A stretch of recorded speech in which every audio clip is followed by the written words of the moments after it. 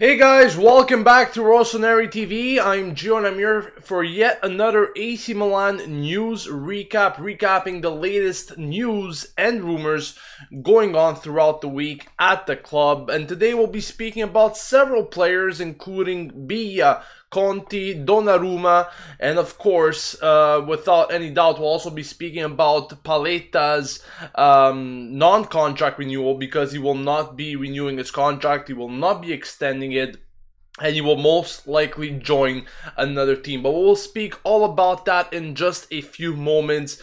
Today we're actually going to be starting to talk with Kalinic, because he's one of the players in which Milan have been speaking with in terms of agents for quite a few weeks now, and I think this is one of the players that Montella wants to bring in. Of course, given the past relationship that Montella does have with Fiorentina, he will like to bring a guy like Kalinic to the club, in which, in my opinion, could be, a decent signing, but not the best signing that Milan could have on their hands. And the reason for this is because, Fiorentina are actually demanding around 27 to 28 million euros, according to some reports. And in my opinion, it is a bit too much for a player that is 29 years old. Yes, he still has a lot of years in him, but I just don't think that it is very important to spend that much money on a guy like Kalinic. This money could be invested elsewhere, in my opinion, and I think even for 5 or 10 million euros more, we could get ourselves a way better player altogether. So in my opinion, I think that if we do get him, it should be for a way lesser price than that. I understand Fiorentina's demands, but I don't think Milan definitely need to sign him no matter what. He's a player that I think we could do without if we don't get him, and I think a replacement or whoever is on the cards as a possible alternative to Kalinic should be also considered as well. Now, the next player I want to talk about is Biglia, another name that has been in the rumors for quite a long time. And, Milan were very, very interested in him for quite a bit of time, like I said. And it just seems that their interest has actually cooled off now, because Lazio's demands for the player are higher than usual, and it's not something that Milan were actually thinking of investing. Lazio's request at the moment is of 20 million euros, and Milan are not willing to go over 12 to 14 million euros. Now, it might not be the biggest of differences, of course, in the price, but I think Milan want to put out a statement out there, and I think it's the same situation with Kalinic and the Fiorentina. Teams around in the Serie A know Milan's financial possibilities now. They know that Milan has money to spend, and that is why they're increasing their prices a bit more than they're supposed to, I guess you could say, just because they do know that Milan has the financial capabilities to actually splash the cash and, spend a bit more than they were in the previous transfer windows. So I think these are teams trying to juice the most out of Milan at the moment. These players, I don't think, are nowhere near those price tags, especially Biglia. I think he deserves to be a bit less, and I think 12 to 14 million is more than reasonable price. Let me know what you guys think about that in the comment section, but personally, at the moment, it seems that the deal seems to be more and more difficult than it was actually pronounced to be a few weeks ago, but we'll still keep an eye out of that, because he's still a player that's under the radar for Milan nonetheless. Talks about Donnarumma's contract extension continue to headline the newspapers, of course. We all spoke about the denial of Donnarumma's contract renewal last week, when his agent came in and said that it wasn't for financial reasons, but we all know it really was, as he contradicted himself a few times in his interview. But now it seems that Donnarumma could still make up his decision to stay in Milan and actually see his contract getting extended. Now, it seems that Fassone and Mirabelli are giving Donnarumma an ultimatum. He has until July the 3rd to actually make up his mind and make his decision, which is understandable because, you know, the Milan management doesn't want to stay there and wait to see what happens. The season is going to be starting soon, as we all know. The preseason is actually going to be starting next week or the week after that. And Fassone did say that he wants at least 60 to 70% of the team completed by then. He wants to make sure that the team has that chemistry already in the preseason so that they will be ready for when the season kicks off in August. Not to forget that we will also have the Europa League qualifiers at the end of July, early August. So it's important that, you know, Fassone, Mirabelli, and the whole Milan management in general know exactly what is going on with Donnarumma. And it seems that one of Raiola's relatives, I'm not sure if he's related by blood, but Enzo Raiola, I think I'm getting his name right, has actually flied to Poland, where Donnarumma is currently undergoing a tournament with Italy, the U21s, for the Euros, and he made the trip on purpose to speak about him in terms of this possible contract renewal. So we're still all on our heels waiting for the final decision, but if Donnarumma does indeed accept the contract extension or the contract renewal, name it what you want, this will be a big message towards Mino Raiola. Because we have seen players under Mino Raiola's belt, like Hamšík, making good choices for the good of the team, for Napoli, for example. And then, of course, there were a lot of players that took the other way and decided to go for the money, like we've seen with Pogba, for example. But Donnarumma, this is it's gonna be a very interesting few weeks. We all thought it was over last week, but Donnarumma still has a possibility of staying at Milan, so we're definitely gonna have to wait and see what happens for that. Also, Conti is another player that's currently playing in this competition, the U21 Euros, with the Azzurri, and they will be playing tonight actually against Germany. A very important match, a must-win match for Italy, I think.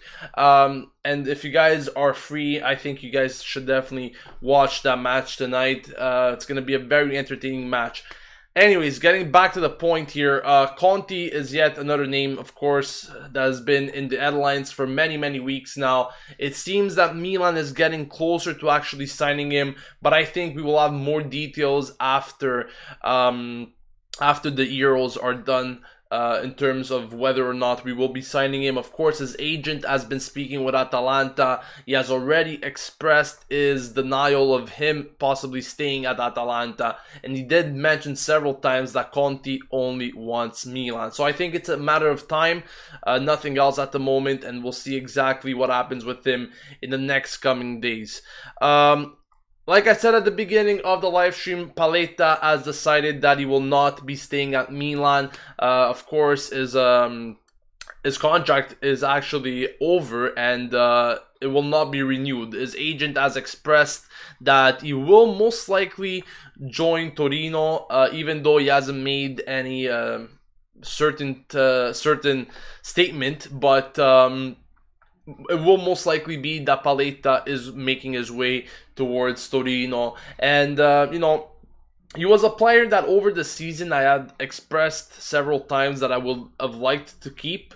Not only as a player at Milan, but more as a depth player. Not as a starter, because we all know what he did over the course of the season, where he picked up something like 5 to 6 red cards. Absolutely outrageous, but I think he was still a player that could have gave his experience to the team, even though he made so many mistakes. But it seems that, you know, Milan are trying to look elsewhere, and Zapata and Paletta will not be part of the team for next season. Therefore, I do believe that Milan will have to sign at least another center back or two now that they are gone. But of course, the remaining starting duo for the center backs remains Romagnoli and Musacchio going in next season. those are pretty much the names I wanted to talk about for today. Like I said, a lot of players, it's already names that we have heard of over the course of the past few weeks, but we do have updates, and that is why we express them here on Rossoneri TV. I'm gonna take the next 5 minutes or so to answer your questions. If you guys have any questions regarding the names that I spoke about today, or comments in general, opinions, let me know in the comment section below, and I will be answering them. Vlad says, what if the whole Donnarumma thing has a chance to stay situation is all facade, so Donnarumma can actually start and goal this season and won't have to sit on the bench, and then later on he will say no? I don't think it's really something that he could actually start and goal this season. I did read something by Fasone, I think it was Fasone, saying that even though he does not renew, he's still a Milan player until next season, until the end of next season. Therefore, for him, he would actually choose to start Donnarumma in every game. But that all depends to Montella and also the mindset of Donnarumma. Because if he chooses not to renew, and you know, he's still playing for Milan, he's still starting games, you know he's gonna have to submit cheers from the crowd. He's gonna have to, you know, pretty much get the abuse on a daily basis from the fans.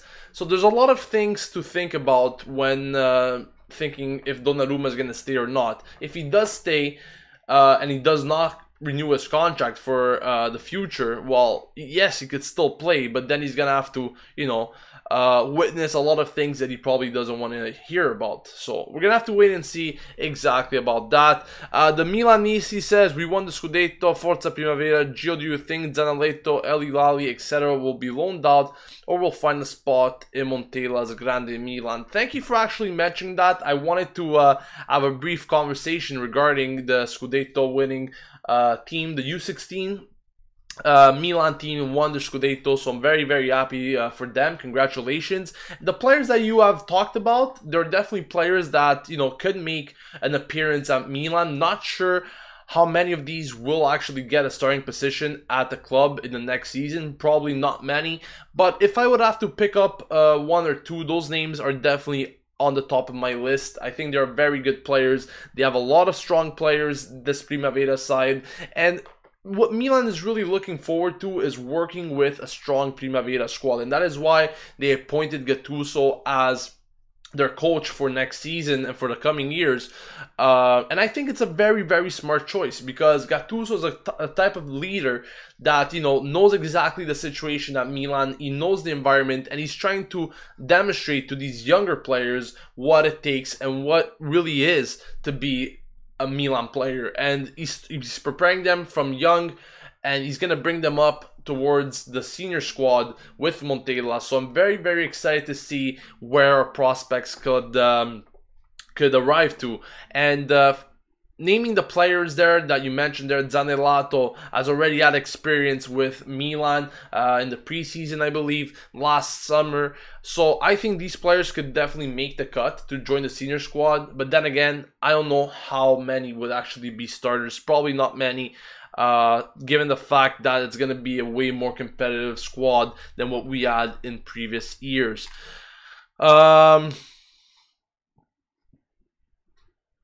Gassan says, do we have a shot at Belotti? These are the questions that always come up. Belotti is a player that is very interesting, and I don't think that we will be moving for him. We have already obviously made contacts with Torino, even though some talks were denied.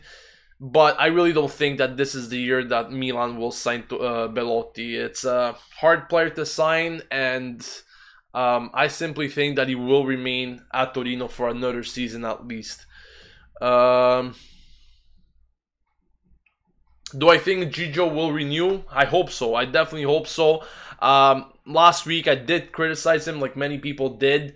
And, you know, it's been a very tough 2 weeks for him and the fans.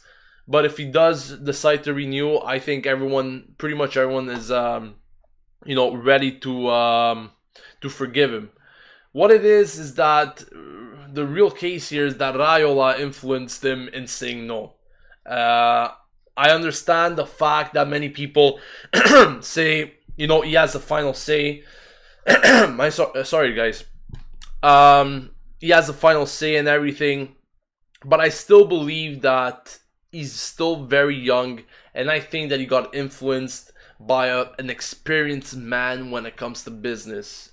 What I mean by this is that Raiola, of course, with many years of experience behind him, making transfers happen, getting a lot of share, getting a lot of revenue, he knows exactly what happens. And I think Gigio is not the most, you know, how could I say? He's a bit of a fragile person from what I could tell in terms of personality. He's not a type of, you know, testa dura, hard guy. He's a bit of a fragile guy. So maybe when he heard about all this thing from Raiola, he went on to say, yes, he went to accept exactly what his agent said. But he needs to have a stronger mindset when it comes to these things. And that is why, you know, maybe it was just a premature mistake. A mistake that any youngster can make. But this is a big thing for him. It's a career that he's playing for. It's a career that he's deciding where it would, you know, take place. So I think Milan should at least give him until July the 3rd. I think it's more than enough time. It's actually months that he should have been thinking about this already and not being influenced by anyone. So we are all waiting anxiously to know his final decision. And I think in a matter of a few days, we should definitely see what happens.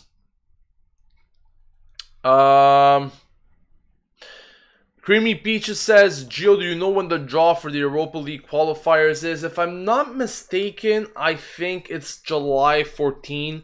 I could be wrong. I could make sure for you guys as we speak. I'm actually going to go search it up. But it is around there. I know the fixtures for the first leg is around the 30th, I think, of July. Sorry, the 27th of July is the first leg. And the second leg is August the 3rd. In terms of the draw, I'm going to make sure for you guys as we speak. I do believe it's the 14th, if I'm not mistaken. But I will confirm with you. Yes, it is the 14th. So I was right. And that will be taking place at 1 p.m. local time. So yeah, pretty excited to see who we're going to face in this third qualifying round.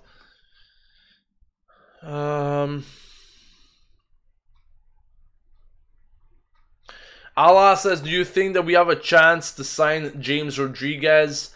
I think that, you know, he's another name that has definitely been rumored a lot, but I don't think that we really have a chance to sign him. I think he's going to join some other club. If he doesn't join Milan, he will definitely go somewhere else.